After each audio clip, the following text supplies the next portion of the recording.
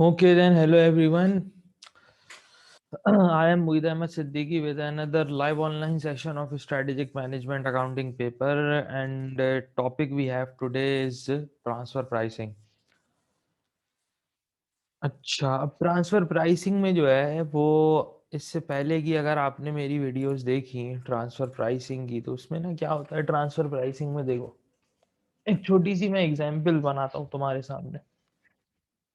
मिसाल के तौर पे ना, फॉर एग्जांपल एक छोटी सी मैं एग्जांपल दे रहा हूँ।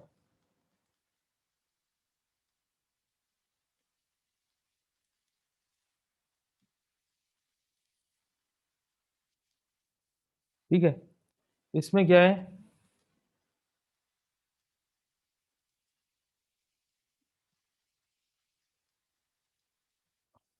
डायरेक्ट मटेरियल आप कोई चीज बना रहे हो, उसमें आपकी ना फर्ज करोगे जो कॉस्ट है ना वो ये लग रही है। ठीक है, लेट से मटेरियल की कॉस्ट है 100 रुपये, लेबर की कॉस्ट है लेट से 50।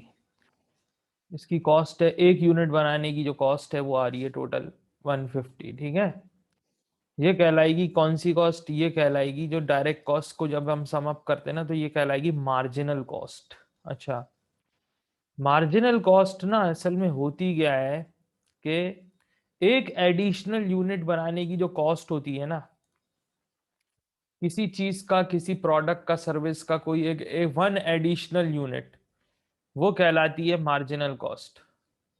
ठीक है, cost of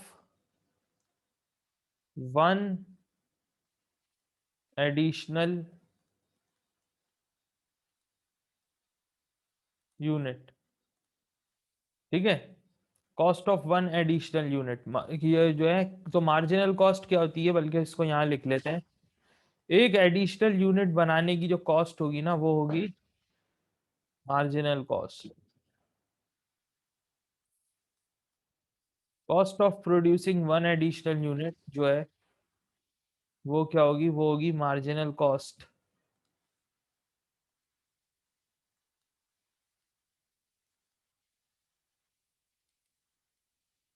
one additional unit,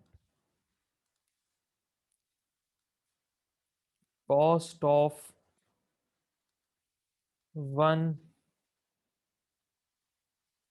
additional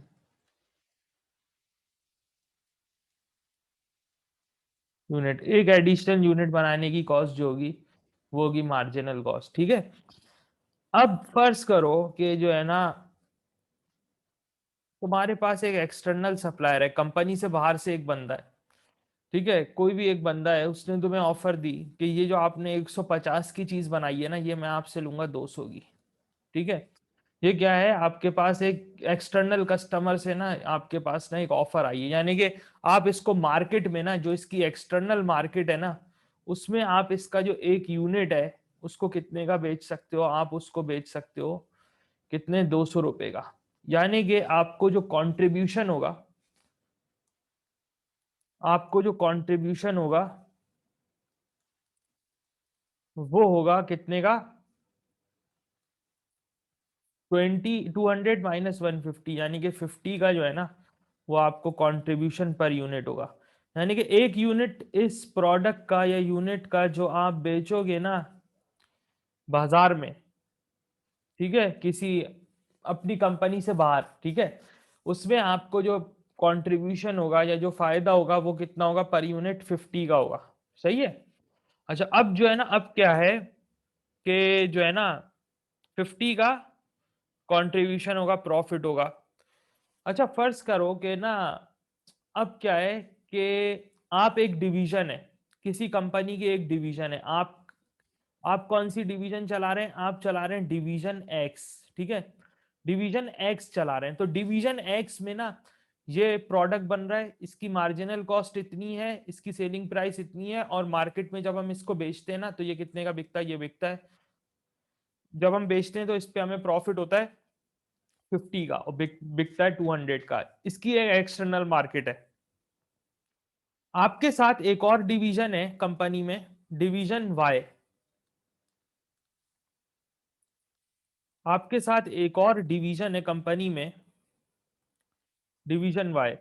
ठीक है, अब डिवीजन वाई जो है ना,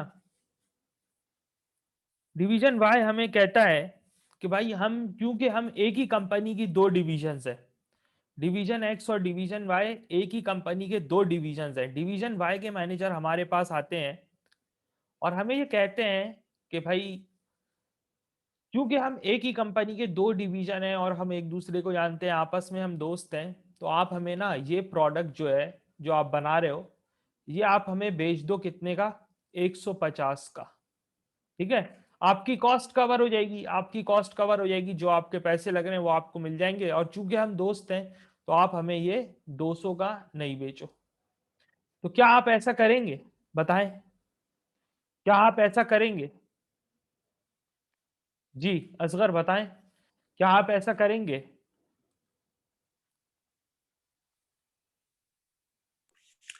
सर जरा क्वेश्चन दोबारा पूछे, मुझे पता नहीं चला, मेरी कॉल आ रही थी दरमियान। ठीक है, ये एक प्रोडक्ट आप मैन्युफैक्चर कर रहे हैं, ठीक है, इसका एक यूनिट आपने जी बनाया, सर।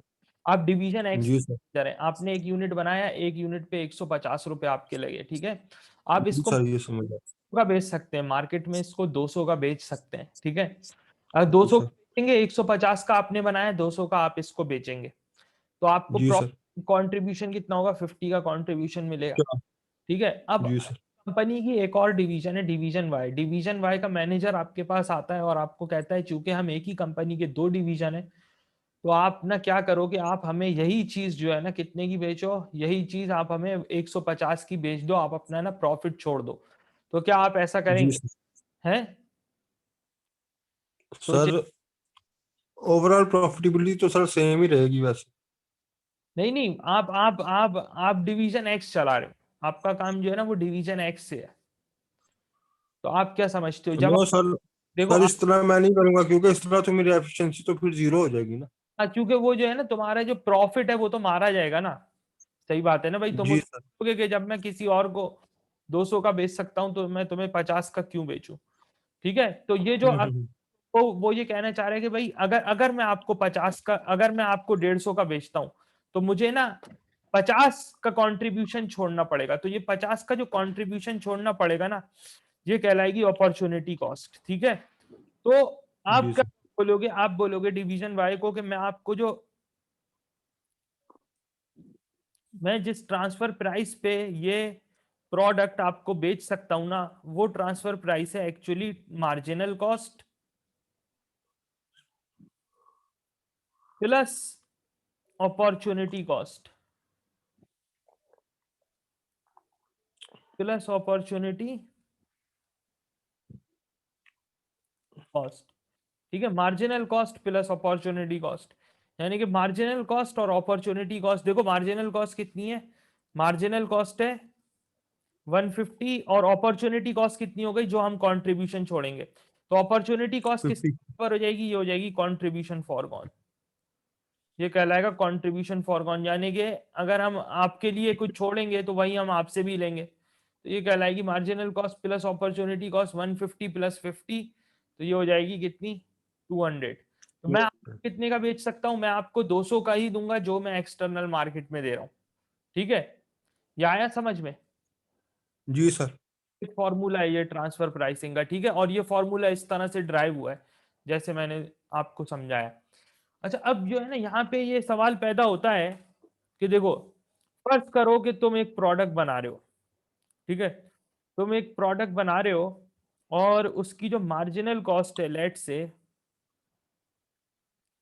इसकी जो मार्जिनल कॉस्ट है वो है लेट से 100, लेकिन एक मसला है, अब there is no external market for the product, यानी कि इसकी ना कोई मार्केट नहीं है, यानी कि आप अभी आपके पास कोई इसका वो नहीं है, खरीदार नहीं है। ठीक है, 100 रुपए की चीज आप बना रहे हैं लेकिन अभी इसका कोई खरीदार नहीं है, आप डिवीजन एक्स के ही मैनेजर हैं, आप डिवीजन एक्स के मैनेजर हैं, अब डिवीजन वाई आपके पास आता है, तो अब क्या करना चाहिए आपको, ऐसी सिचुएशन में क्या करना चाहिए, क्या आपको ये 100 रुपए में ट्रांसफर करना चाहिए। डिवीजन वाई बोलता है भाई आप अब आप हमें ना 100 रुपए में ट्रांसफर कर दो, आपके पास कोई खरीदार नहीं है, आप हमें 100 रुपए में ट्रांसफर कर दो। यानी कि 100 रुपए की ये चीज जो आप बना रहे हो ना, जितने की उतने की आप हमें दे दो, हम एक ही कंपनी के 2 डिवीजन है, ठीक है। तो ऐसा होना चाहिए, अब होना चाहिए ऐसा। अब तो कोई खरीदार नहीं है, अब इसका आपके पास कोई कस्टमर नहीं है, कोई एक्सटर्नल मार्केट नहीं है इसकी। अब सोचें असगर कि सर ये सर ये प्रोडक्ट हमने जो है नई बनाई है या पहले की पड़ी हुई है हमारे पास? वो छोड़ दो कि पहले की बनी हुई है, बस हमने इतने की बनाई है, ठीक है, इतने की बनाई है। पहले की पड़ी हुई है या नई बनाई है, ये अभी हम इस बहस में हम वो वाली जो बहस है ना, रेलेवेंट कॉस्ट वाली, संक कॉस्ट, पास्ट कॉस्ट, उसमें हम नहीं जा रहे। उसमें हम बोल रहे कि भाई हमारी ये मैन्युफैक्चरिंग कॉस्ट इतनी है, ये मार्जिनल कॉस्ट हमारी इतनी है, 100 रुपए की हमने चीज बनाई है, ठीक है। अब बताओगे, अब लेकिन इसका अगर बाहर कोई हमारे पास खरीदार नहीं है, सर डिवीजन। फिर भी प्रॉफिट तो होना चाहिए ना, हर एक चीज बनाने का कोई मकसद तो होता है ना। भाई किसी वजह से नहीं है खरीदार, नहीं है, फर्ज करो अभी नहीं है खरीदार, किसी वजह से नहीं है, ठीक है। हमने एक सर चीज फिर भी प्रॉफिट तो होना चाहिए ना सर, एक्टिविटी का कोई ना कोई तो प्रॉफिट होता है ना। कंजम्पशन, अभी अभी अभी ना मैं आगे आता हूँ ना, तो मैं तुम्हें बताता हूँ इसका क्यों मैं कर रहा हूँ ऐसा। अभी तुम्हारे पास एक सिनेरियो मैंने बनाया कि भाई एक अजम्पशन है, बस इस अजम्पशन के लिहाज से मुझे, इस सिनेरियो के लिहाज से बताओ। अपनी अजम्पशन नहीं डालो इसके अंदर, अभी अपनी अजम्पशन नहीं डालो इसके अंदर, बस इस सिनेरियो के लिहाज जी से सर। बताओ मुझे कि एक ही कंपनी के 2 डिवीजन है, एक्स और वाई, ठीक है। तो ये जो है ना, ये अब डिवीजन एक्स ने एक प्रोडक्ट बनाया है 100 रुपए का, ठीक है, 100 रुपए की एक चीज बनाई है, और अब इसके पास कोई बाहर से ना खरीदार नहीं है, नो एक्सटर्नल मार्केट, बाहर से कोई खरीदार नहीं है। तो क्या होना चाहिए क्या अब? जी सर, बेच देना चाहिए सर फिर। हाँ, कितने का बेच देना 100 चाहिए? का ही सर। 100 का ही बेच देना चाहिए, बिल्कुल सही बात है, क्योंकि अब कोई और खरीदार है ही नहीं, कोई एक्सटर्नल मार्केट है ही नहीं। तो अगर वो 100 का जी उसको सर। बेच देता है तो वही बात हो जाएगी, कंपनी का जो प्रॉफिट है उसमें कोई फर्क नहीं पड़ेगा, ठीक है। सही है, 100 रुपए का। अच्छा, अब ऐसा होता है, देखो, ऐसा जब होता है कि जब हमारे पास होती है स्पेयर कैपेसिटी मौजूद होती है, जब हमारे पास जी स्पेयर सर। कैपेसिटी होती है, ऐसा इस सूरत में होता है कि when there is spare capacity, ठीक है। अच्छा, अब फर्ज करो कि डिवीजन एक्स है, ठीक है। डिवीजन एक्स जो है ना, डिवीजन एक्स है, डिवीजन एक्स की जो टोटल ओवरऑल जो कैपेसिटी है, यानी कि एक साल में फर्ज करो कि एक महीने में डिवीजन एक्स जो है वो 500 यूनिट्स बना सकता है, ये ओवरऑल टोटल इसकी कैपेसिटी है, ठीक है। लेकिन मार्केट में जो डिमांड है वो कितने की है? डिमांड है लेट से 400 यूनिट्स की, तो बाकी इसके पास स्पेयर कैपेसिटी कितनी रह गई बताओ? सर 100। 100, यानी कि 100 यूनिट वो है, यानी कि 100 की जो है वो अभी इसके पास बाकी क्या है, वो मौजूद है, कैपेसिटी मौजूद है, ठीक है। स्पेयर कैपेसिटी मौजूद है कितने की? 100 यूनिट की, ठीक है। अच्छा, अब देखो, अब फर्ज करें कि जो है, लेट से आपने मार्केट की डिमांड फुलफिल कर दी, सारे यूनिट अपने जो मार्केट में बेचने थे वो आपने बेच दिए। अब डिवीजन वाई आया आपके पास, अब डिवीजन वाई आया आपके पास, ठीक है। डिवीजन वाई ने बोला कि हम आपसे कितने यूनिट खरीदना चाहते हैं, हम आपसे लेट से 75 यूनिट्स खरीदना चाहते हैं।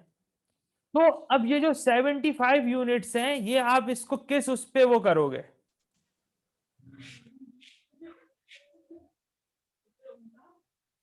बताएं?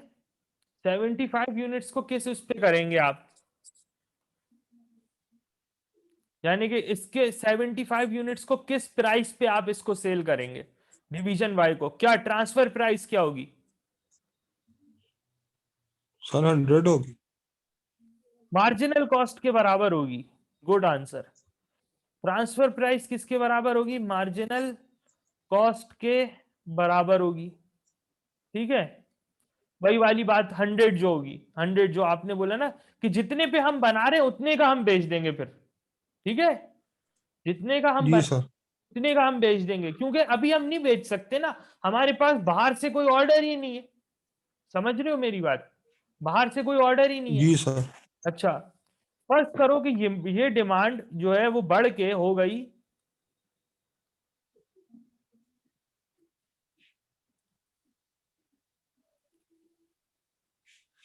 475 यूनिट्स। अब क्या होगी ट्रांसफर प्राइस?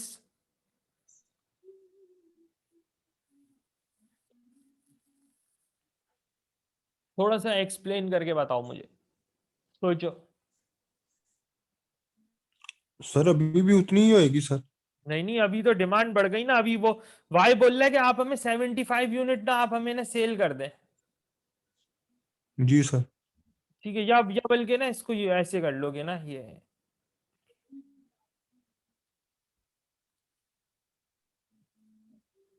अब बताओ।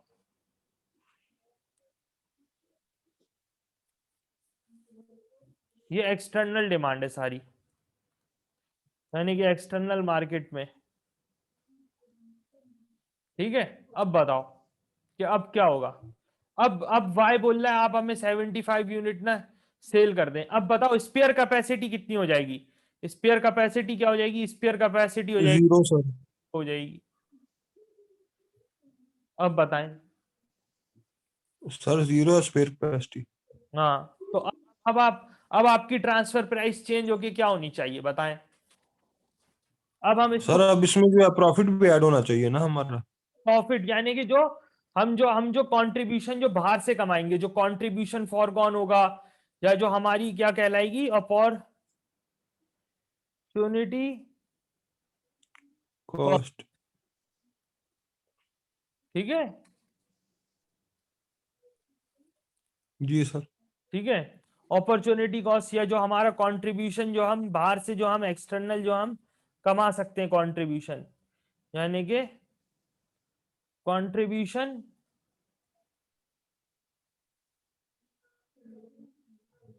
क्या है समझ में? Is this clear? जी सर है।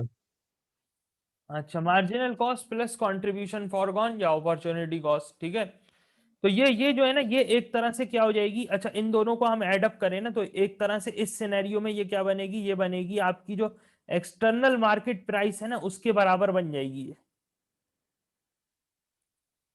एक्सटर्नल मार्केट प्राइस के बराबर बन जाएगी। मिसाल के तौर पे हम जो प्रोडक्ट बना रहे हैं वो हम मार्केट में बेच रहे हैं। मिसाल के तौर पे हम मार्केट में बेच रहे हैं लेट से 150 का।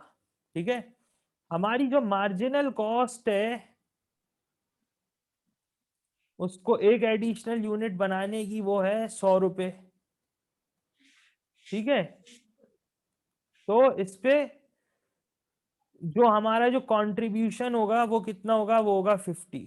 ठीक है, अब हमने क्या किया, हमने दोनों को ऐड अप किया, marginal cost plus contribution forgone, इन दोनों को हमने ऐड किया है, जो हमारी अपॉर्चुनिटी कॉस्ट भी कहलाती है। ठीक है, इन दोनों को ऐड करेंगे तो यही हमारी ट्रांसफर प्राइस भी यही बनेगी ना, एक्सटर्नल मार्केट प्राइस के बराबर, जो कितनी है, जो के 150 है। ठीक है, ये आ रहा है समझ जी में? सर। ये आ रहा है जी समझ? सर आ रहा है। इसके अंदर तो मसला नहीं है ना, ये तो आ रहा है ना समझ में? अच्छा, ओ फर्स्ट सर ठीक है क्लियर सर। एक एक जी नई जी। एक एक इसके इसी के अंदर एक है ना नई बात, इसी के अंदर एक नई बात। ठीक है, इसी के अंदर मैं एक नई चीज ऐड कर रहा हूं, देखो। फर्ज करो कि जब तुम बाहर बेचते हो ना, तो तुम्हें कुछ कॉस्ट इसकी ना अलग से भी इनकर करनी पड़ती है। लेट से एक मैं मिसाल है कि इस मार्जिनल कॉस्ट में ना कुछ ऐसी कॉस्ट शामिल है जो तुम्हें ना अलग से ना वो इनकर करनी पड़ती है, लेट से। या बल्कि कह लो कि जब तुम बाहर बेचते हो ना एक्सटर्नल मार्केट में, तो तुम्हें एक अलग से कॉस्ट इनकर करनी पड़ती है, सेलिंग एंड डिस्ट्रीब्यूशन की कॉस्ट। अलग से एक कॉस्ट इनकर करनी पड़ती है, लेट से 10 रुपीज पर यूनिट। ठीक है, cost of selling in the external market, या सेलिंग एंड डिस्ट्रीब्यूशन कॉस्ट है, मिसाल के तौर पे कोई इस तरह की सेलिंग एंड डिस्ट्रीब्यूशन कॉस्ट है, या कोई भी इस तरह की कॉस्ट है, लेट से selling and distribution cost, selling distribution cost when making sales in the external market, जब हम बेचते हैं ना तो हमें एक अलग से एक सेलिंग डिस्ट्रीब्यूशन कॉस्ट इनकर करनी पड़ती है 10 रुपए की। लेकिन किसी वजह से अगर हम अपने इस डिवीजन को अगर हम इंटरनल ट्रांसफर करें ना, अगर हम इंटरनल ट्रांसफर करें यानी कि डिवीजन एक्स से डिवीजन वाई को ट्रांसफर करें, तो हमें ये कॉस्ट जो है ना, फिर हमें ये कॉस्ट इनकर नहीं करनी पड़ेगी, हमारी एक सेविंग होना शुरू हो जाएगी। फिर हमें ये कॉस्ट जो है अलग से जो हम कॉस्ट बेयर कर रहे हैं, ये कॉस्ट हमें बेयर नहीं करनी पड़ेगी फॉर इंटरनल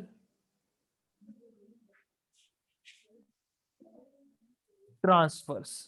ठीक है, अब जब हम बाहर किसी को बेचेंगे, मार्केट में बाहर बेचेंगे, कंपनी से बाहर बेचेंगे, तो हमें 10 रुपए एडिशनल इनकर करनी पड़ेगी कॉस्ट। ये कॉस्ट हमें इनकर नहीं करनी पड़ेगी अगर हम डिवीजन वाई को बेचें। इसका ट्रीटमेंट क्या होना चाहिए? अगर हम डिवीजन वाई को बेचें तो हमारी एक सेविंग होगी कितने की? 10 रुपए की, अगर हम इसको सेल करें। बताओ जी।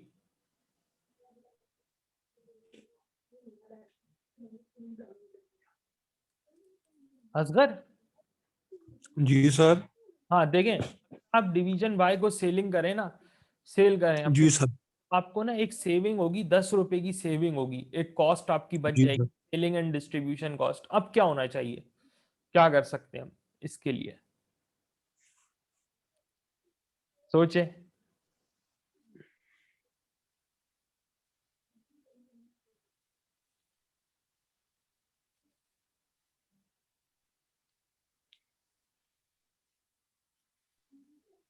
जी मार्क। हेलो, अस्सलाम वालेकुम सर।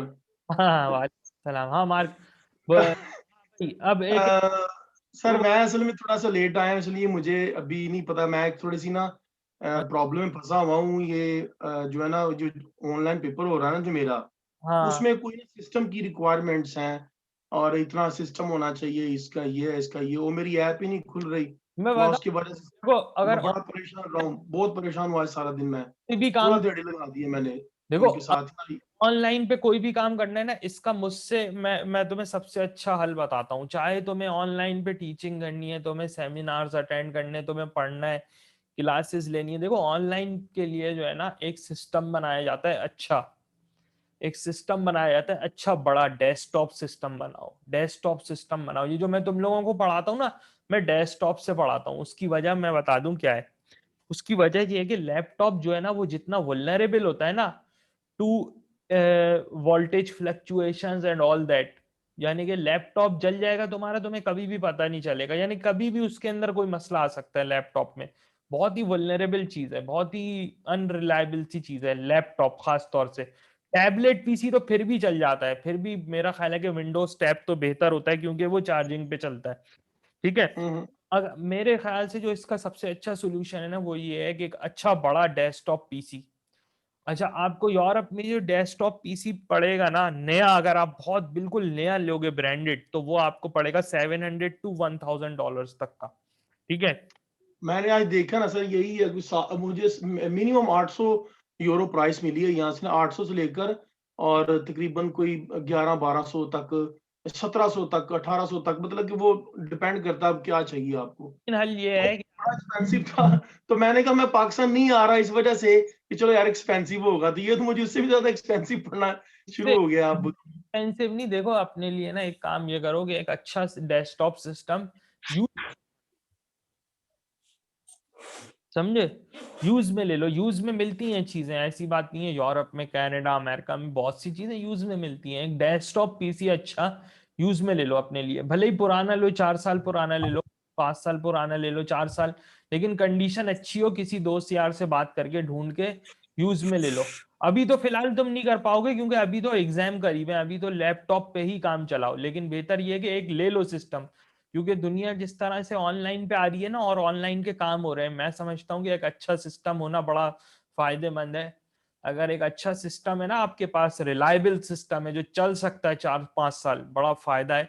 इवन मैं तो जो है ना वो दूसरा भी 2-3 कंप्यूटर रखूंगा, अभी 2-3 कंप्यूटर रखूंगा, टैबलेट पीसी रखूंगा, पूरा एक मेरे पास एक पूरा सेटअप होगा इक्विपमेंट्स का, एक स्टूडियो सा बना हुआ होगा अभी कुछ दिन के बाद इंशाल्लाह।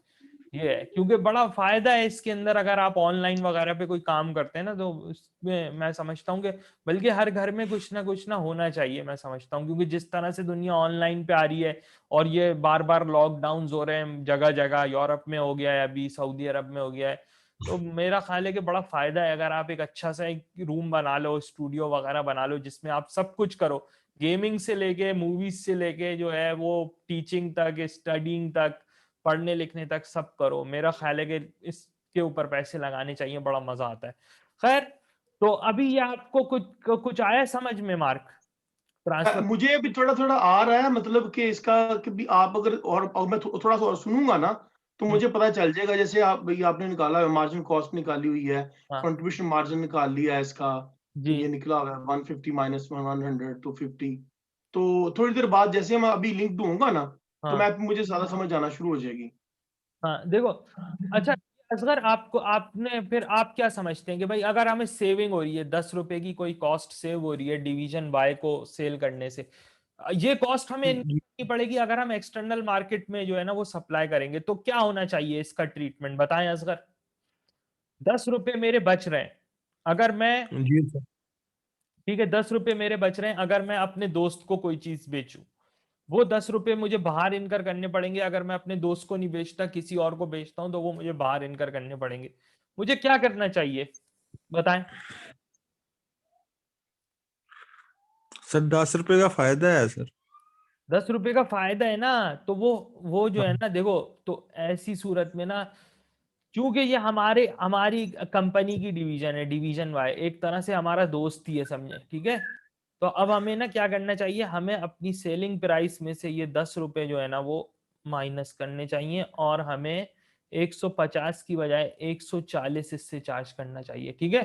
क्योंकि देखो कंट्रीब्यूशन कम हो जाएगा, ऐसा करने से क्या होगा, कंट्रीब्यूशन तो कम हो जाएगा, कंट्रीब्यूशन 40 का होगा, लेकिन नीचे जो वो है ना, नीचे जो फिक्स कॉस्ट है उसमें ये कॉस्ट इनकर हो रही होगी, नीचे जो फिक्स कॉस्ट है ना उसके अंदर ये कॉस्ट इनकर हो रही होगी, तो ये जो फिक्स कॉस्ट है ना ये रिड्यूस हो जाएगी, ये क्या हो जाएगी, ये 10 रुपए से कम हो जाएगी फिक्स कॉस्ट, ठीक है।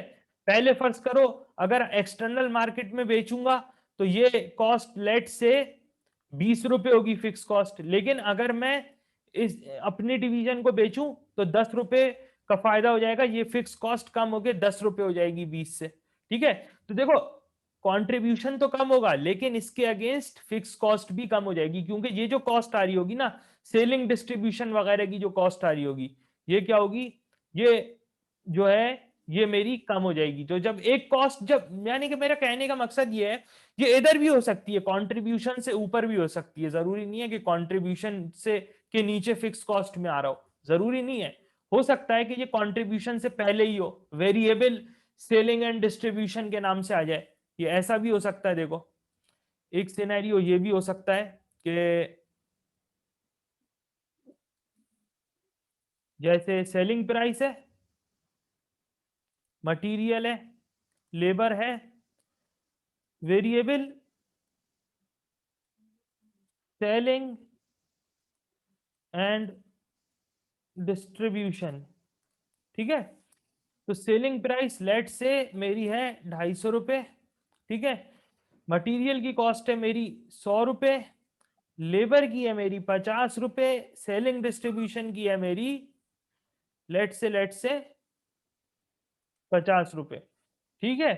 तो मैं बोलूं कि भाई ये पर यूनिट है, ये सब पर यूनिट हो रहा है, ठीक है, पर यूनिट कॉस्ट है ये सारी, तो ये सब मिलके क्या बन जाएगी, ये एक तरह से ये सब मिलके बन जाएंगी मेरी मार्जिनल कॉस्ट, यानी कि एक यूनिट बनाने की वजह से और बेचने की वजह से एक्सटर्नल मार्केट में मुझे ये तमाम कॉस्ट इनकर करनी पड़ रही है। ठीक है, अब अगर मैं इंटरनल ट्रांसफर करता हूं तो ये कॉस्ट मुझे इनकर नहीं करनी पड़ेगी। ठीक है, इनकर नहीं करनी पड़ेगी, तो मैं इस कॉस्ट को यहां से माइनस कर दूं और मैं अपनी जो इंटरनल डिवीजन है उससे 200 रुपए चार्ज कर लूं, 250 की बजाय उससे क्या करूं, उससे 200 रुपए चार्ज कर लूं। ये आ रहा है समझ में, ये आया समझ में? दोनों जी सूरतों सर, आ रही। दोनों सूरतों में क्या होगा कि कंट्रीब्यूशन सेम ही रहेगा, यहाँ पे भी 50 होगा कंट्रीब्यूशन और यहाँ पे भी कितना होगा, यहाँ पे भी 50 होगा कंट्रीब्यूशन। ठीक है, तो ये इस तरह से हो सकता है। अच्छा, बल्कि इसको कंट्रीब्यूशन ही रहने देते हैं। अच्छा, ठीक है, ये आया समझ में, ये कॉन्सेप्ट आए समझ में ट्रांसफर प्राइसिंग के। ठीक है, तो जी सर। अब आपको आया समझ में कि भाई देखें स्पेयर कैपेसिटी क्या होती है, स्पेयर कैपेसिटी क्या होती है, और जो है वो एक्सटर्नल मार्केट क्या होती है, और इसके अलावा ये है कि when there is a spare capacity, when there is no spare capacity, ये सारी बातें इसमें मैंने क्लियर करने की कोशिश की। Now let's move forward. एक सवाल है हमारे पास यहाँ पे ट्रांसफर प्राइसिंग का, ये देखिए, अब आपको ना करना क्या है,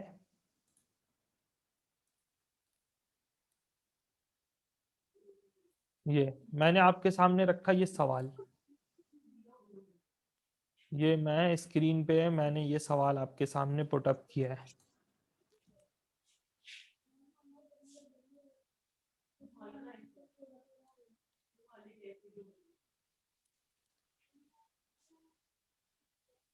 देखें, अच्छा, अब इसकी पहली रिक्वायरमेंट है कैलकुलेट द इंक्रीमेंटल प्रॉफिट और loss per component for the group if division M accepts the offer and recommend how many components sell to if group.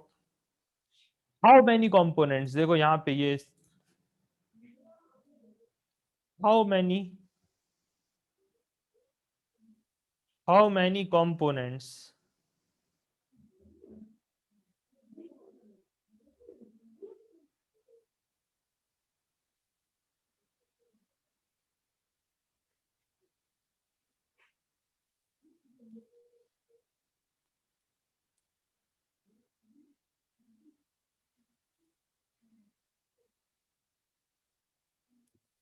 components for division L should sell to division M if group profits are to be maximized, यानी कि कितने component जो है, कितने unit division L division M को बेचे जिससे company का प्रॉफिट जो है वो क्या हो जाए, मैक्सिमाइज हो जाए। ग्रुप ग्रुप से मुराद है ये जो पूरी कंपनी है जिसमें ये दोनों डिवीजन आ रहे हैं, डिवीजन L और डिवीजन M। ठीक है, अच्छा, अब इसमें क्या है, using the quantities calculated and the current transfer calculate the total annual profit. Total annual profits भी आपको कैलकुलेट करने पड़ जाएंगे इसके अंदर। ठीक है, दोनों डिविजन्स के एनुअल प्रॉफिट्स भी कैलकुलेट करने, और इसके अलावा फिर इस सवाल में क्या है, इस सवाल में डिस्कशन वगैरह कुछ बातें ट्रांसफर प्राइसिंग के बारे में। ठीक है, इतना मुश्किल नहीं है जितना ये दिख रहा है, इतना मुश्किल नहीं है, छोटी सी कैलकुलेशन है इसके अंदर। बस आप अभी क्या करोगे, आप है ना इस पूरे सिनेरियो को ना यहाँ से लेके और ये यहाँ तक विदाउट इंटरफेरेंस एट ऑल, अब मैन्युफैक्चरिंग कंपनी, मैन कंपनी, शुरू से लेके आखिर तक पूरा सिनेरियो आप पढ़ लें। ठीक है, फिर इस सिनेरियो को हम डिस्कस करते हैं, आगे चलते हैं। यहाँ पे मैं थोड़ा सा ब्रेक ले लूं क्योंकि मुझे भी बहुत देर हो गई है बोलते बोलते, थोड़ा सा मैं ब्रेक ले लूंगा। तब तक ना आप क्या करेंगे, आप इस सवाल को पढ़ लें और जैसे ही मैं ब्रेक से वापस आऊंगा ना फिर हम इस सवाल को सॉल्व करते हैं। ठीक है, चलें, आप फिर ऐसा करेंगे, आप इस सवाल को जरा सा पढ़ लें। So here I am taking a 2 minutes break.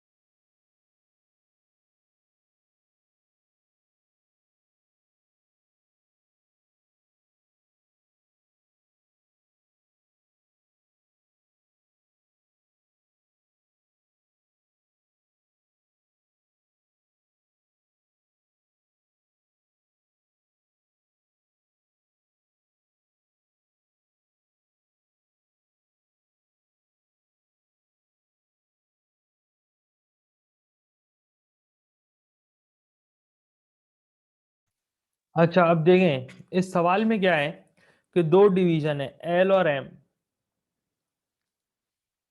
L makes component L, L जो है ना वो कंपोनेंट एल बनाता है और वो डिवीजन एम को भी सप्लाई करता है, और डिवीजन एम के अलावा जो उसके कस्टमर है ना बाहर मार्केट में एक्सटर्नल, उनको भी सप्लाई करता है। Division M makes product M, division M जो है वो खाली प्रोडक्ट एम बनाता है और वो क्या करता है कि वो बाहर मार्केट में कंपनी से बाहर बेचता है। ठीक है, it then sells the completed to external customers. To date division M has always bought component L from division L. अच्छा, ये जो कंपोनेंट इस्तेमाल होता है, ये प्रोडक्ट एम को बनाने में जो कंपोनेंट एल इस्तेमाल होता है, ये डिवीजन एम जो है, डिवीजन एम ने आज तक जो है वो किससे खरीदा है, इसी डिवीजन एल से ही खरीदा है। ठीक है, अच्छा तो अब ये कुछ इंफॉर्मेशन इन्होंने हमें दी है यहाँ पे। इसके बाद ये बात कर रहे हैं कि भाई division L charges the same price for component L to both division M and external customers. अच्छा, डिवीजन एल जो है, जो ये कंपोनेंट बना रहा है, ये वही चार्ज करता है डिवीजन एम से जो ये बाहर दूसरे कस्टमर से चार्ज करता है। सही है, ये ट्रांसफर प्राइसिंग पॉलिसी भी सही है कि भाई जो बाहर के कस्टमर से चार्ज करो वही डिवीजन एम से भी चार्ज करो। ठीक है, अच्छा अब इसमें ना कुछ चीजें हैं उस पर हम जरा गौर करते हैं। However, it does not incur the selling when transferring internally। देखो ये एक पॉइंट है, अच्छा पॉइंट है। However, it does not division L जो है incur does not incur the selling and distribution costs when transferring internally। हाँ देखो, एक एक सेलिंग एंड डिस्ट्रीब्यूशन कॉस्ट ऐसी है जो डिवीजन एल नहीं इनकर करता। जब वो डिवीजन एम को सेल करता है तो ये सेलिंग एंड डिस्ट्रीब्यूशन कॉस्ट जो है वो इनकर नहीं करता। ठीक है, तो ये एक बड़ा मजेदार पॉइंट है। ठीक है, यहां तक हमने पढ़ लिया। अच्छा अब जो है ना, देखें अभी अभी इसको यहीं तक रहने देते हैं। ठीक है, अभी अभी हम आगे इसका लास्ट पैराग्राफ अभी हम ना नहीं पढ़ रहे। देखें, तो सवाल में ये कहा जा रहा है, हमको ये कहा जा रहा है कि डिवीजन एल जो है वो क्या कर रहा है, वो इस प्राइस पे बेच रहा है, डिवीजन एम को भी इसी प्राइस पे बेच रहा है, और जो इसके जो एक्सटर्नल कस्टमर्स हैं, जो एक्सटर्नल मार्केट है उसमें भी ये इसी प्राइस पे बेच रहा है। अब क्या करें, लेकिन अब इसके अंदर ना कुछ पॉइंट्स हैं, कुछ पॉइंट्स ऐसे हैं जिससे ये बात साबित होगी आपको कि ये पॉलिसी, इसकी जो ट्रांसफर प्राइसिंग पॉलिसी है, ये एप्रोप्रिएट नहीं है डिवीजन एम के लिए। देखें मैं बताता हूं कैसे। पहली बात, इसकी जो कैपेसिटी है वो डिवीजन की, जो ये 3 लाख यूनिट पूरे साल में ये 3 लाख यूनिट बना सकता है। ठीक है, और बाहर मार्केट में 1,60,000 बेच रहा है। कितनी स्पेयर कैपेसिटी है, 140,000 इसकी स्पेयर कैपेसिटी है। यानी कि 1,40,000 यूनिट जो है वो ये क्या करेगा, 1,40,000 यूनिट की इसके पास एक स्पेयर कैपेसिटी मौजूद है। ठीक है, और जब 1,40,000 की स्पेयर कैपेसिटी मौजूद है तो आप देखो कि इसको कितने, और ये कितने यूनिट बेचता है इन 1,40,000, इस 1,40,000 की स्पेयर कैपेसिटी में से ये डिवीजन एम को कितने यूनिट बेचता है, डिवीजन एम को बेचता है 1,20,000। फिर भी इसके पास जो एंड में स्पेयर कैपेसिटी बचती है वो 20,000 यूनिट की बचती है। यानी कि 1,00,000, ये जो 1,20,000 यूनिट असल में ये जो डिवीजन एम को जो बेच रहा है, ये जो 1,20,000 यूनिट ये जो डिवीजन एम को बेच रहा है, इसका इसके पास कोई एक्सटर्नल सप्लायर, एक्सटर्नल कस्टमर मौजूद नहीं है। ठीक है, इसके पास स्पेयर कैपेसिटी मौजूद है। तो जब स्पेयर कैपेसिटी मौजूद है तो ऐसी सिचुएशन में जो एप्रोप्रिएट ट्रांसफर प्राइस बनती है वो होनी चाहिए इसकी कौन सी कॉस्ट, इसकी मार्जिनल कॉस्ट, यानी कि 12, 6 और 2 और ये 4 टोटल ये जो मार्जिनल कॉस्ट है ना ये इसकी होनी चाहिए। ठीक है, ये इसकी जो है ट्रांसफर प्राइस होनी चाहिए। ठीक है, टोटल जो इसकी मार्जिनल जो कॉस्ट है। अब इसमें एक पॉइंट और है और वो पॉइंट ये है, it does not incur the following, it does not incur the selling and distribution cost when transferring internally। Selling and distribution cost ये वाली कॉस्ट ये इनकर नहीं करता जब ये डिवीजन एम को चीजें बेचता है, ये वाली कॉस्ट ये इनकर नहीं करता। ये जो $4 है ना ये इनकर नहीं करता जब ये इंटरनल ट्रांसफर्स करता है। इसका मतलब है कि इसको कितने पे बेचना चाहिए, इसको बेचना चाहिए 12 + 6 + 2 यानी कि $20 पर यूनिट पे इसको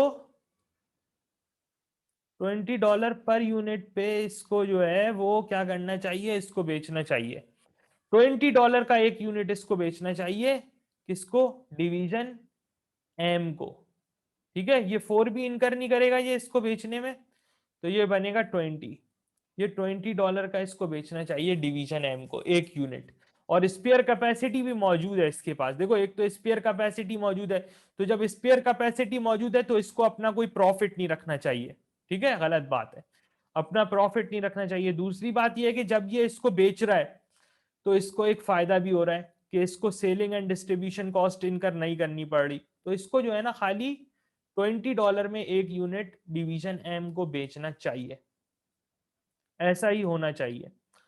और तमाम के तमाम यूनिट 1,20,000 जो रिक्वायरमेंट है डिवीजन एम की, ये तमाम के तमाम 1,20,000 कितने पे बेचने चाहिए, ये तमाम के तमाम $20 पे बेचने चाहिए इसको। ठीक है, तो ये बात है इसके इस सवाल में। ठीक है, ये इसके अंदर हमें ये बात इसको बतानी है कि जो है ये इस तरह से इसको जो है वो बेचना चाहिए। ठीक है, लेकिन ये क्या कर रहा है यहाँ पे, डिवीजन एम देखो डिवीजन एम, तो अब ये तो हमारी बात हो गई कि तमाम के तमाम ये जो यूनिट है ये $20 पे ट्रांसफर होने चाहिए डिवीजन एल से डिवीजन एम में। ठीक है, ट्रांसफर प्राइस क्या हो गई हमारी, $20 होनी चाहिए। ये इस वक्त ये बेस्ट ट्रांसफर प्राइस है, ये this is the acceptable transfer price for division M. लेकिन डिवीजन एम बेचारा कितने का खरीद रहा है, $40 का, नुकसान कर रहा है। डिवीजन एल सिर्फ अपना प्रॉफिट बढ़ाने के लिए कंपनी का क्या कर रहा है, नुकसान कर रहा है इस वक्त। अच्छा, अब हम आगे चलते हैं। Division M has just been approached by a new supplier. Division M के पास क्या है कि एक नया सप्लायर आया है, who has offered to supply it with component L for $37। ठीक है, एक नया सप्लायर आया है, उसने कहा है कि आप ये $40 का खरीद रहे हैं एल से, आप मुझसे खरीद लें $37 का per unit। Prior to this offer, the cheapest price at which division M could have bought component L from outside the group was $42 per unit। अच्छा, इससे पहले जो डिवीजन एम के पास ऑफर आई थी वो आई थी $42 की बाहर से। ठीक है, तो देखो अब ऐसी सिचुएशन में क्या होगा कि ये जो प्राइस है ना $37 जो एक्सटर्नल सप्लायर ने दी है डिवीजन एम को, हो सकता है कि डिवीजन एम जो है इस प्राइस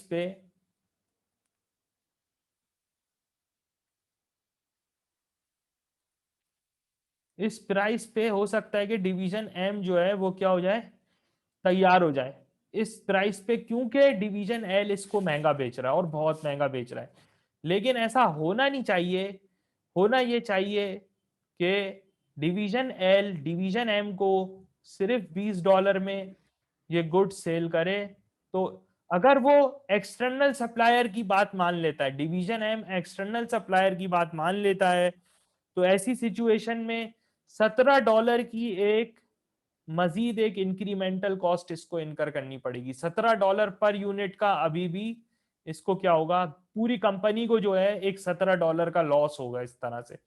तो ये क्या है, देखो ट्रांसफर प्राइसिंग की पॉलिसी, इसी वजह से कहते हैं कि ट्रांसफर प्राइसिंग की पॉलिसी बनाना जरूरी है और अच्छी पॉलिसी बनाना जरूरी है, जिससे कंपनी का फायदा हो, ओवरऑल कंपनी का फायदा हो। अब इस सिचुएशन में क्या हो रहा है कि ओवरऑल जो कंपनी है उसको क्या हो रहा है, प्रॉफिट नहीं हो रहा। प्रॉफिट किसको हो रहा है, खाली डिवीजन एल को हो रहा है, डिवीजन एम का भी नुकसान हो रहा है, पूरी कंपनी का इस तरह से नुकसान हो रहा है। ठीक है, यहां समझ में इसके अंदर कोई सवाल, कोई चीज नहीं आई हो समझ में?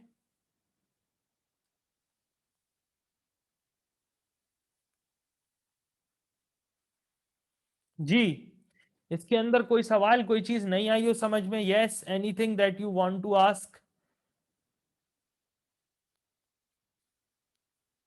जी mark.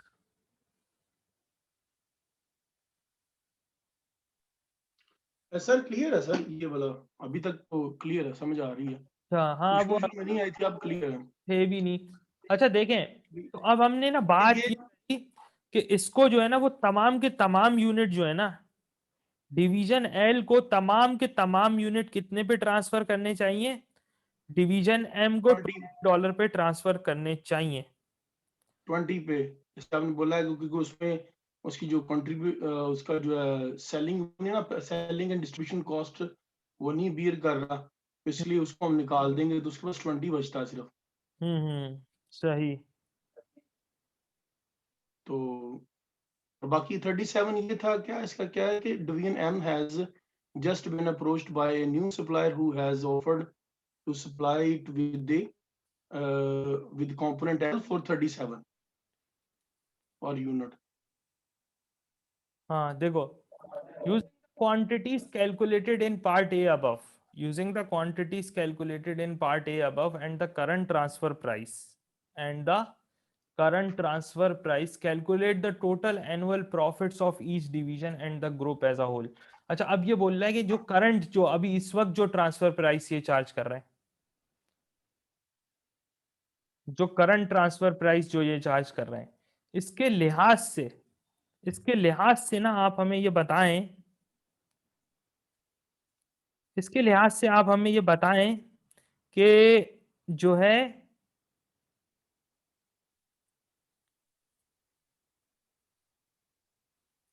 using the quantities calculated in A above and the calculate the total annual profit calculate करें, total annual profit calculate करें।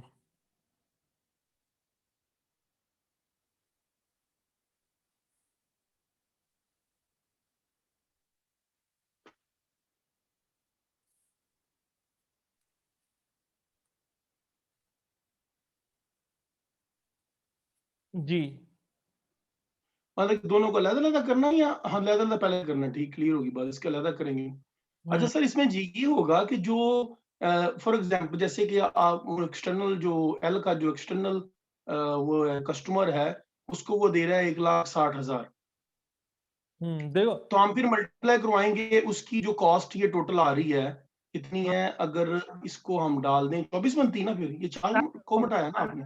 कंट्रीब्यूशन निकालो इसमें ना, कंट्रीब्यूशन निकालो। देखो पार्ट बी कर रहा हूं अब मैं इसका सॉल्व ना, मैं ये सब मिटा रहा हूं, ठीक है, सब मैं मिटा रहा हूं मैं, क्योंकि फिर मेरे पास ना वो जगह नहीं बच रही ना।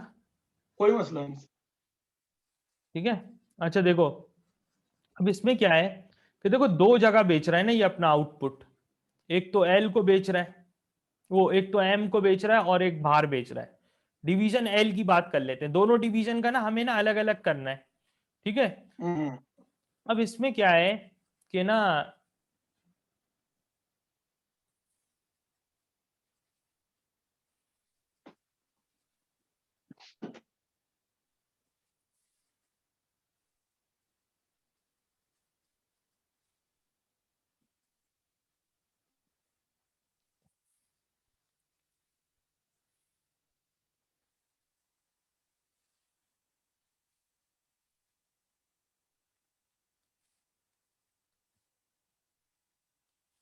देखो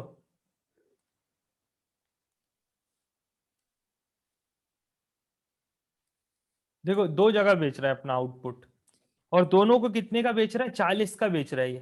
ठीक है, तो जो ये एक्सटर्नल कस्टमर को बेच रहा है, पहले हम बात कर लेते, पहले हम इसके ना कंट्रीब्यूशन कैलकुलेट करते हैं कि कितना कितना कंट्रीब्यूशन हो रहा है दोनों जगह से। देखिए एक तो पहली बात है कि एक्सटर्नल जो बेच रही है, एक्सटर्नल जो बेच रहा है, एक्सटर्नल में कितना इसको कंट्रीब्यूशन हो रहा है, एक्सटर्नल में इसको हो रहा है, देखें एक्सटर्नल में ये प्राइस चार्ज कर रहा है 40। ठीक है, और एक्सटर्नल में ये तमाम कॉस्ट आ जाती है। ठीक है, कंट्रीब्यूशन इसका कितना हो गया, कंट्रीब्यूशन 16। कंट्रीब्यूशन इसका 16 हो जाएगा, कॉस्ट इसकी है 24। ठीक है, टोटल ये जो इसकी ये सब जो कॉस्ट है ना इसकी, ये जो टोटल कॉस्ट है ये इसकी मार्जिनल कॉस्ट कहलाएगी। ठीक है, हम्म। ये जो है ना selling price minus marginal cost, या all variable cost per unit भी कह सकते हैं इसको। इस पे तो इसको कंट्रीब्यूशन हो रहा है 16 का, इसमें कोई दो राय नहीं है। ठीक है, लेकिन अब जो ये इंटरनल बेच रहा है,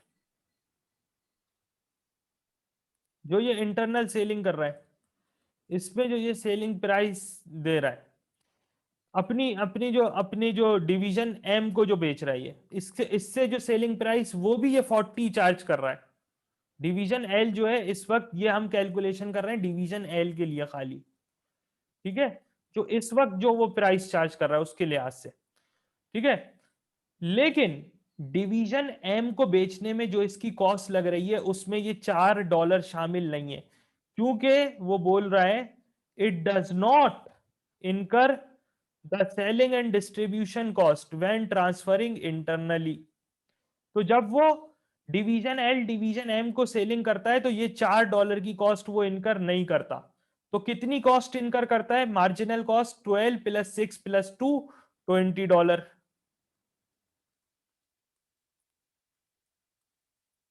ठीक है,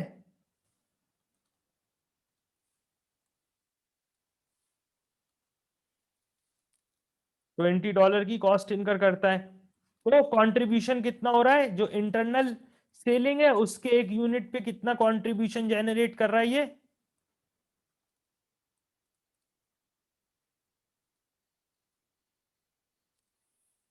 ये इंटरनल है, ये एक्सटर्नल है। इंटरनल की सेलिंग पे कितना कंट्रीब्यूशन है पर यूनिट, $20 कर रहा है।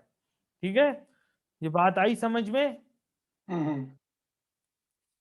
तो अब अच्छा, अब इसमें क्या है कि देखें, अब आप इंटरनल सेलिंग, ये जो एक्सटर्नल सेलिंग कर रहा है, एक्सटर्नल ये कितने यूनिट बेच रहा है, how many units, external customers को ये कितने यूनिट्स बेच रहा है।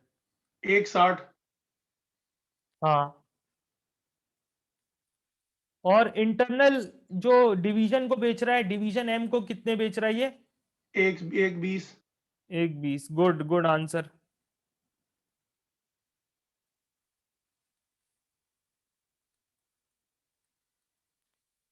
ठीक है, तो आप एक 60 को कंट्रीब्यूशन पर यूनिट से मल्टीप्लाई कर दें।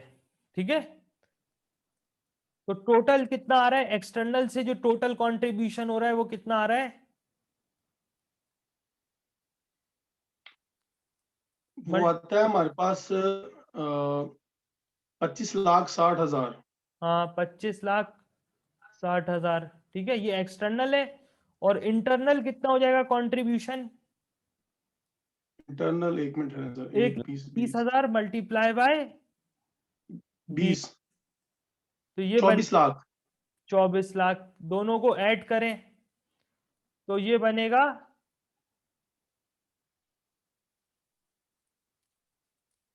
49,000। 49,60,000। ठीक है, ये हो जाएगा टोटल कंट्रीब्यूशन डिवीजन एल का।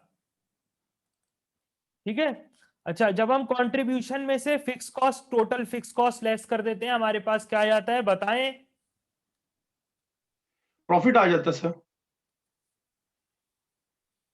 लेस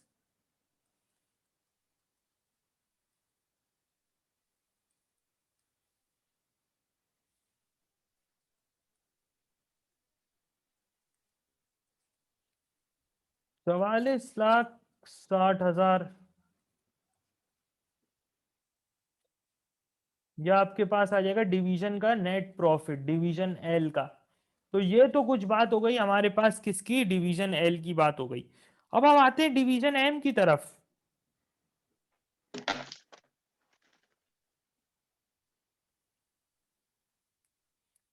डिवीजन एम का सोचें कि डिवीजन एम का जो है ना, डिवीजन एम का क्या बनेगा इसी तरह से। डिवीजन एम का ना क्या बनेगा बताएं। सर उसका सिंपल सा मेरा ख्याल है कि 26 को मल्टीप्लाई करवाएंगे 1 20 से, हम्म, क्योंकि एक मिनट थोड़ा, cheapest price at which division M could bought L from outside group was 42 per unit. इसका मतलब वो इंटरनली लेगा, क्योंकि बाहर से तो लेगा तो वो 42 पड़ता है उसको। जो बस अभी वो अभी प्राइस पे जो सेलिंग हो रही है ना, करंट प्राइस पे जो सेलिंग हो रही है, ठीक है, करंट प्राइस पे जो सेलिंग हो रही है उसके लिहाज से प्रॉफिट बता दें डिवीजन एम का, बताएं। ऐसे ही बता दें, आसान है ये, इतना मुश्किल नहीं है। मैं वही कहा सर, कंट्रीब्यूशन मार्जिन निकलेगा, हम 26 को ना 120 से मल्टीप्लाई करवा देंगे, 120 लाख से, सही है। 120,000 से, और उसके बाद फिक्स्ड कॉस्ट इसकी माइनस करवा देंगे बीच में से। हाँ, इस पे से फिर क्या करेंगे हम। फिक्स्ड कॉस्ट जो इसकी है, मुझे नहीं इसकी फिक्स्ड कॉस्ट कहाँ पे है सर, इसकी फिक्स्ड कॉस्ट इससे माइनस करवा देंगे। हाँ, तो ये निकाल अपने पास और मुझे ना इसका टोटल जवाब बता दें आप मुझे, ठीक है, टोटल प्रॉफिट बता दें। इस कंट्रीब्यूशन मार्जिन आता है सर 31,20,000। अब इसकी जो फिक्स्ड कॉस्ट है हम्म, वो कहाँ, एक मिनट, फिक्स्ड कॉस्ट इसकी 2 लाख है, हाँ, तो माइनस 2 लाख करवा देते हैं बीच में से, 29,20,000। गुड आंसर, ठीक है। अब आप बताओ कि टोटल ग्रुप का प्रॉफिट कितना हो गया। ग्रुप का हो जाएगा 44,60, ग्रुप का प्रॉफिट हो जाएगा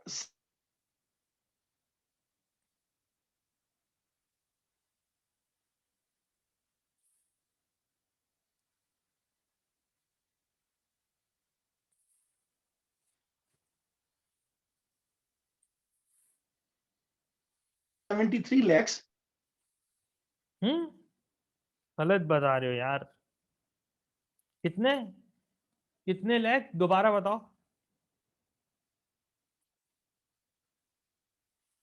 हाँ मार्क बताओ, क्या मार्क। 73 हाँ 80, और मेरा सर माइक बंद हो गया था, मैं अकेला बोलता जा रहा था, सही बाद है। में पता चला कि माइक बंद है। हाँ हाँ सही है, देखो इसमें फिर इसी तरह से होगा, बिल्कुल सही है। देखें अब कितना हो रहा है कंट्रीब्यूशन पर यूनिट, कितना हो रहा है, एम को 26 का हो रहा है, तो यही कंट्रीब्यूशन हम ले लेंगे 26, इसको हम मल्टीप्लाई करा देंगे नंबर ऑफ यूनिट से, कितने बेच रहा हाँ है, वही 120 से, तो ये कितना आ जाएगा, 126 को 120, 31 लाख। वो आ जाएगा 31,20,000, इसमें से फिक्स कॉस्ट लेस कर देंगे, लेस 2 लाख कर दिया बीच में से, कितना, 29,20,000। 29,20,000 बनेगा। इसको हम ऐड कर देंगे इसमें, ठीक है, 29, 20 और 44, तो ये बन जाएगा टोटल इन दोनों का मिला के जो बनेगा वो बनेगा कितना, 73,80, हाँ जी बिल्कुल सही, 7380 आ रहा है। 73,80,000 कुछ बन जाएगा। आया समझ में, जी clear, is this clear too. हाँ ठीक है, चलें। अच्छा हाँ अब जी, अभी क्लियर है। एक सवाल इसने यहाँ पे जानी पूछा है मार्क भाई, यूजिंग द क्वांटिटीज कैलकुलेट, नहीं सी में, discuss the problem which will arise if the transfer price remains unchanged and advise the divisions on a suitable alternative transfer price for component L। हाँ, तो ये जो इसमें जो बातें करनी है ना आपको, ये वही वाली बातें करनी है जो मैंने अभी पार्ट ए में आपके साथ की थी, ठीक है। और इसका जो है ना, इसका जवाब आपको पढ़ना है। ये किट मैंने ना शेयर किया हुआ है आपके, ये है F5 BPP का किट है, ये व्हाट्सएप के ग्रुप में हमारा शेयर हुआ है। इस किट से ना आपको ना पढ़ना है, क्या पढ़ना है आपको? आपको ये सी का जवाब पढ़ना है, और इसमें यही सारी बातें हैं जो मैंने आपको यहाँ पे बता दी थी पार्ट ए में। ठीक है, आप इसको पढ़ेंगे आपको आ जाएगा समझ में। ठीक है, अच्छा। ठीक हो गया। Discuss the advantages of allowing divisions to operate autonomously. सोचें, इस पे जरा गौर करें, इसको सोचें, थिंक ओवर इट। अगर हम आजादी दें डिविजन्स को, ठीक है, कहने का मकसद है कि ये हेड ऑफिस है,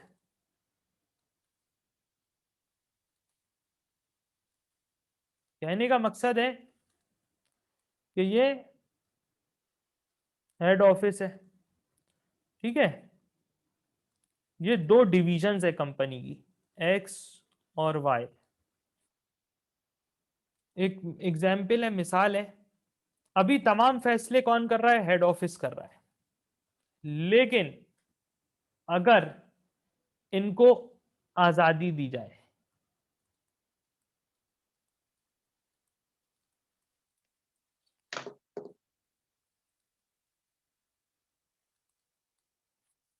इन दोनों डिविजन्स को एक आजादी दी जाए, इनको आजादी दी जाए कि आप अपने फैसले खुद करें, तो इससे क्या फर्क पड़ेगा? थोड़ा सा सोचें, इसके ऊपर गौर फरमाएं।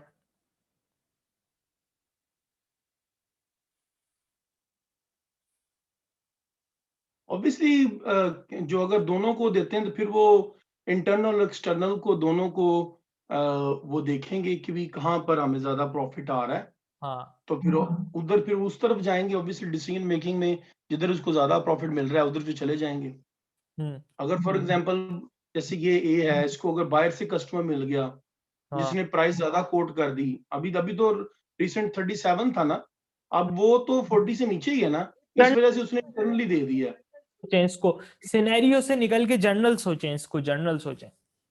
जनरल, जनरली क्या होगा कि आप एक जगह पे काम कर रहे हैं, आप डिवीजन के मैनेजर हैं या आप हेड ऑफिस के मैनेजर हैं, फर्ज करें आप इन दोनों में से किसी डिवीजन को चला रहे हैं, क्या क्या फायदा अगर मैं आपको अलाउ कर दूं? फर्ज करें कि आप जो है ना हेड ऑफिस है, आप बैठे हुए यूरोप में, मैं यहाँ पे पाकिस्तान में काम कर रहा हूँ। अब यहाँ की कंडीशंस का किसको बेहतर पता होगा, मुझे पता होगा या आपको? बताएं। आपको उधर का पता होगा, मुझे इधर का पता होगा। तो अगर मेरे पास आजादी होगी फैसले लेने की तो मैं बेहतर फैसले कर सकता हूं, क्योंकि यहाँ के हालात का मुझे जितना बेहतर पता होगा, हो सकता है कि आपको इतना बेहतर पता ना हो।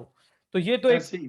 फायदा ये है कि जब डिविजन्स अलग अलग लोकेशंस में काम कर रही हो, ठीक है, जब डिविजन्स अलग अलग लोकेशंस में काम कर रही हो, एक पाकिस्तान में, एक जो है वो साउथ अफ्रीका में, एक जो है वो नेपाल में है, अलग अलग डिवीजन एक मल्टीनेशनल कंपनी में, तो ऐसी सिचुएशन में डिविजन्स को इख्तियारात होने चाहिए अपने फैसले लेने के, क्योंकि उनको बेहतर पता होता है कि क्या हो रहा है यहाँ पे। ठीक है, उनके मैनेजर्स को बेहतर पता होता है। फिर दूसरी बात यह कि डिसीजंस शुड बी टेकन, हाँ देखो, मोर क्विकली, डिसीजन मेकिंग का प्रोसेस इससे तेज हो जाता है। क्यों? क्योंकि अगर सारे फैसले हेड ऑफिस करेगा तो उसमें मसला ये होगा कि डिवीजन को कोई भी काम करने से पहले हेड ऑफिस से अप्रूवल लेना पड़ेगा। लेकिन अब चूंकि डिवीजन के पास ये अख्तियार आ गया है कि वो अपने फैसले खुद कर सकते हैं, तो क्या होगा कि वो अपने फैसले खुद कर सकेंगे। तो जब वो फैसले खुद कर सकेंगे,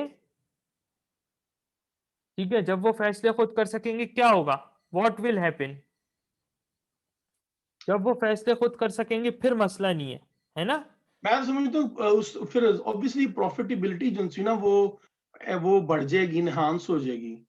हाँ हाँ, देखो, जब वो अपने फैसले वो खुद कर सकेंगे ना, अपने फैसले जब वो खुद कर सकेंगे तो उससे क्या होगा कि नहीं, डिसीजन मेकिंग क्विक हो जाएगी। अभी क्या है कि अभी उनको, अगर हेड ऑफिस सारे फैसले हेड ऑफिस कर रहा है तो हर चीज के लिए उनको हेड ऑफिस का अप्रूवल रिक्वायर्ड है। अब अप्रूवल ऐसे हम्म। नहीं आता, हेड ऑफिस में 4 लोग बैठे होंगे, उनके पास पहले ये चीज जाएगी, वो सोचेंगे, गौर करेंगे उसके ऊपर। भाई मुझे कोई, मिसाल के तौर पे मुझे मैं एक डिवीजन का मैनेजर हूं, मुझे जो है डिवीजन में मैं समझता हूँ कि मुझे नए कंप्यूटर की जरूरत है, जैसे आपको अभी नए कंप्यूटर की जरूरत है, मैं हेड ऑफिस को ईमेल करता हूँ। अब हेड ऑफिस हो सकता है कि हेड ऑफिस 10 सवाल करे मुझसे, भाई क्यों चाहिए, क्या चाहिए, उसमें टाइम लगेगा। अब फर्ज करें कि आप डिवीजन है, अभी आपको कंप्यूटर की जरूरत है, आप बोलेंगे आप अभी आपको फौरी तौर पे जरूरत है, 10 दिन के बाद आपका एग्जाम है। अब आप हेड ऑफिस को लिख रहे हैं कि भाई मुझे कंप्यूटर चाहिए, मुझे उसके लिए पैसे चाहिए, हेड ऑफिस अप्रूवल नहीं दे रहा, तो 10 दिन तो ऐसे ही निकल जाएंगे। आप कब अपनी प्रैक्टिस कब करेंगे, कंप्यूटर पे बैठ के सिमुलेशन कब सॉल्व करेंगे, बहुत सारी चीजें हाथ से निकल जाएंगी। अगर आपको ये इख्तियार है कि आप जहां चाहें डिवीजन का पैसा इस्तेमाल कर लें, तो उसी वक्त आप जाके एक नया कंप्यूटर उठा के ले आएंगे, तो आपका टाइम भी बच जाएगा, और हो सकता है कि आपका फैसला भी ज्यादा बेहतर हो, फायदा उसमें और भी फायदे हो सकते हैं, जैसे कि मैंने आपको बताया। ये आई बात समझ में कि डिसीजन मेकिंग हाँ का जी, क्लियर है। है वो तेज हो जाता है। अच्छा, जब मैनेजर्स के पास अथॉरिटी होती है तो इससे उनकी मोटिवेशन भी इंप्रूव होती है, क्योंकि फिर वो अपने आप को गुलाम नहीं समझते। ठीक है, तो इससे उनकी मोटिवेशन भी क्या होती है, इंप्रूव होती है। आगे चलते हैं। इससे क्या होता है कि अगर देखो डिवीजन के, अगर मैं डिवीजन को इख्तियार दे दूं, फर्ज करो कि मैं हेड ऑफिस हूं या आप हेड ऑफिस हो, आप डिवीजन को ही इख्तियार दे दो कि भाई आप अपने फैसले खुद करें। ठीक है, तो जब आप डिवीजन को इख्तियार दे देंगे, तो वो जब अपने बहुत सारे फैसले खुद करेंगे, तो आपको क्या करना है, आपकी इंटरवेंशन उन फैसलों में खत्म हो जाएगी, आपको वहां पे टाइम नहीं देना पड़ेगा। ठीक है, आप खाली क्या कर रहे हो, आप खाली महीने में एक मरतबा, हफ्ते में एक मरतबा, या वीकेंड पे जैसे कि आप रिपोर्ट ले रहे हो कि भाई आपने क्या काम किया पूरे हफ्ते में, बस खत्म। आप उनके फैसलों में मुदाखलत नहीं कर रहे। ऐसा नहीं है कि वो आपको बार बार अपने डिसीजंस के लिए आपका अप्रूवल मांग रहे हैं, बार बार वो आपसे अप्रूवल मांगेंगे, आपको देखना पड़ेगा, आपको टाइम लगाना पड़ेगा, उनके काम में आपको घुसना पड़ेगा, आपका टाइम ज्यादा लगेगा। तो इस तरह हेड ऑफिस का टाइम सेव हो जाएगा अगर हेड ऑफिस उनको डेलीगेट कर देता है अथॉरिटी डिवीजंस को। समझ में आई मेरी बात? डिवीजन इस तरह करने से क्या होगा, एक फायदा इसका ये भी है कि हम नए मैनेजर्स को ट्रेन कर सकते हैं। ठीक है, जो जूनियर लेवल पे हमारे मैनेजर्स हैं, जब वो डिविजनल ऑफिस चला लेंगे, तो वो इतना उनका एक्सपीरियंस बढ़ जाएगा कि वो बाद में हेड ऑफिस भी चलाने के लायक हो जाएंगे with the passage of time, जब उनका एक्सपीरियंस बढ़ेगा। तो आप फ्यूचर के लिए जो है वो एक सक्सेशन प्लानिंग कर सकते हैं। इसके अलावा सोचें क्या हो सकता है।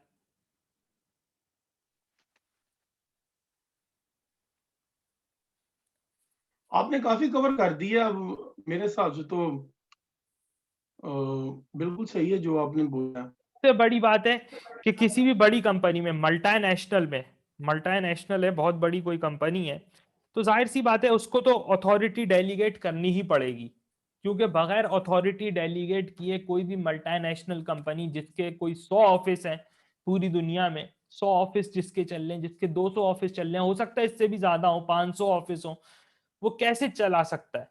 जाहिर सी बात है वो हर ऑफिस का काम नहीं देख सकता जो हेड ऑफिस में बैठा हुआ है। मिसाल के तौर पे डीएचएल है, डीएचएल के ऑफिस जगह जगह है दुनिया में, जगह जगह है। क्या ये मुमकिन है उनके हेड ऑफिस के लिए, ये मुमकिन है डीएचएल के हेड ऑफिस के लिए, ये मुमकिन है कि वो हर हर ऑफिस का काम बैठ के, जो उनका ऑफिस, जो हेड ऑफिस है इंग्लैंड में या जो अमेरिका में, जो उनका पेरेंट कंपनी का हेड ऑफिस है, पेरेंट कंपनी का हेड ऑफिस है ना, उनकी दूसरे मुल्कों में तो उनकी सब्सिडरीज चल रही है, पाकिस्तान में तो उनकी सब्सिडरी काम कर रही है, डीएचएल पाकिस्तान, और बाकी जो ममालिक हैं वहां पे तो उनकी सब्सिडरीज काम कर रही हैं, डीएचए ऑस्ट्रेलिया। लेकिन क्या आप समझते हैं कि पेरेंट कंपनी की जो हेड ऑफिस है उसके पास इतना टाइम है कि वो हर वक्त जो है उन सब्सिडरीज के काम को, जो है उन ऑफिस के छोटे छोटे, जहाँ पे गुलिस्तान जौहर में उनका ऑफिस खुला हुआ है मिसाल के तौर पे, तो क्या जो इंग्लैंड में जो हेड ऑफिस है, क्या उसके पास इतना टाइम है कि वो कराची के शहर गुलिस्तान जौहर के इलाके में जो उनका छोटा सा जो आउटलेट है उसके काम को भी मॉनिटर करे? जाहिर सी बात है नहीं कर सकता है। तो बड़े ऑर्गेनाइजेशन में हमेशा इस चीज की जरूरत होती है कि वो जो है अपनी जो नीचे जो डिविजन्स होते हैं उनको क्या करते हैं, उनको रिस्पॉन्सिबिलिटीज, उनको अथॉरिटी क्या करते हैं, डेलीगेट करते हैं। ठीक है, टू सम अप थिंग्स। ठीक है, तो यहां तक मैंने समझा दिया है, आई होप कि ये आपको आया होगा, काफी हद तक आया होगा ट्रांसफर प्राइसिंग समझ में। ठीक है, इंशाल्लाह नहीं, ये बहुत ज्यादा समझ आ गई है, पहले से बहुत ज्यादा क्लियर है। ठीक है, तो जो है ना फिर इंशाल्लाह ये कि मैं जो है वो कांटेक्ट में रहूंगा, और आप एग्जाम्स की तैयारी बिल्कुल मत भूलें, पढ़ते रहें, बिल्कुल सही पढ़ते रहें, रेगुलर पढ़ें, अच्छा पढ़ें, इंशाल्लाह पेपर क्लियर हो जाएगा। Thank you very much for watching. अच्छा, ये जो मैं एक बात चलते चलते एक बात और, जितनी भी ये मैं रिकॉर्डिंग्स वगैरह शेयर कर रहा हूँ ना यूट्यूब पे और इसके ऊपर जो ग्रुप्स में मेरे जो रिकॉर्डिंग्स आ रही हैं, उसको प्लीज ना देखते रहें, और बिल्कुल सही से देखना है उसको, उसमें कोई नीचे ऊपर बिल्कुल सही सर। चाहिए, ठीक है, उसमें कुछ नीचे ऊपर नहीं होना चाहिए, ठीक है, कोई आज यानी सर आपके पास ना अभी टाइम होगा, थोड़ा व्हाट्सएप एक दो मिनट बात करनी है जरा। यार अभी जो है ना, अभी मैं कल बात कर, ठीक है, मैं थोड़ा, बाद में। ठीक है, मैं भी थोड़ा सा थक गया हूँ, और फिर ये है कि मुझे कुछ काम भी है, फिर इंशाल्लाह ये कि मैं इंशाल्लाह कल बात करता हूँ आपसे। Keep studying, keep watching the videos and everything else, keep and keep your hopes alive, इंशाल्लाह ये कि आप पास हो जाएंगे। Thank you very much, thanks, amen amen. Okay sir. ठीक है, खुदा ओके, अल्लाह हाफिज। खुदा हाफिज।